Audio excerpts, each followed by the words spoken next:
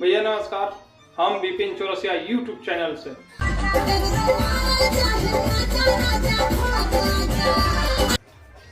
कभी भी हम अपना यूट्यूब चैनल पर अश्लील वीडियो ना लिया बनी। देखा लो तन्नू एक्टर्स के डांस वीडियो।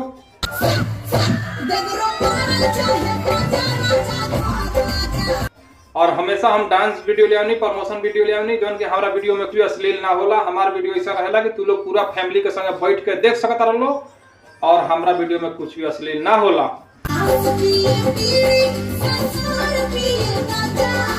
देखा लो ये वीडियो, खाली वीडियो अच्छा लगे तो चैनल को करिए सब्सक्राइब और वीडियो को करिए शेयर।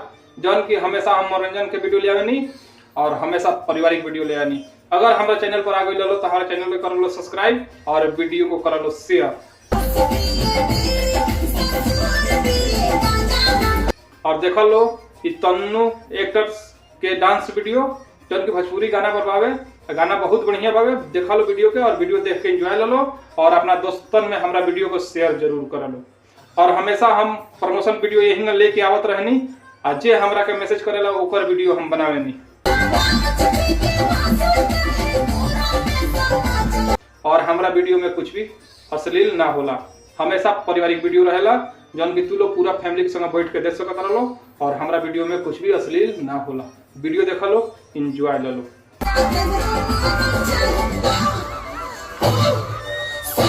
अगर हमारा चैनल पर आ गई लो तो हमारा चैनल कर लो सब्सक्राइब और वीडियो कर लो शेयर। अगर यूट्यूब चैनल पर बढ़ा लो तो हमारा चैनल का सब्सक्राइब कर लो। फेसबुक को बढ़ा लो तो इंस्टाग्राम के फॉलो कर लो।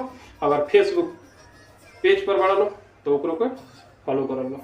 ऐसे ही वीडियो देखे खातिर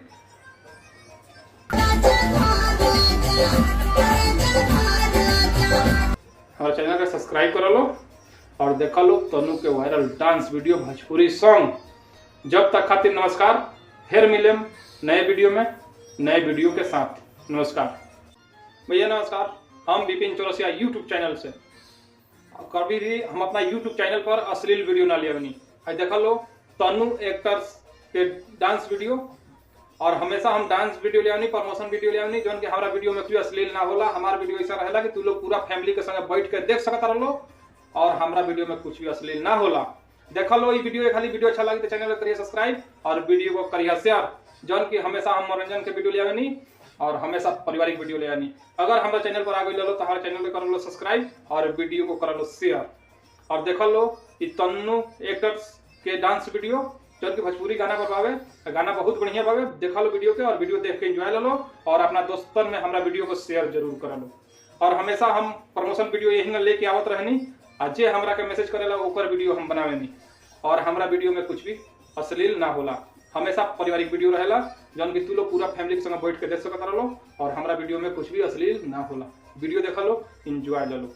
अगर हमारा चैनल पर आ गई लो तो हमारा चैनल कर लो सब्सक्राइब और वीडियो कर लो शेयर। अगर यूट्यूब चैनल पर बढ़ा लो तो हमारा चैनल का सब्सक्राइब कर लो। फेसबुक को बढ़ा लो तो इंस्टाग्राम के फॉलो कर लो। अगर फेसबुक पेज पर बढ़ा लो तो ओकरो के फॉलो कर लो।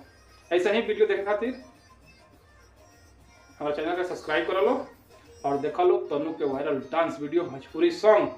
जब तक खातिर नमस्कार, फिर मिलेम नए वीडियो में नए वीडियो के साथ। नमस्कार।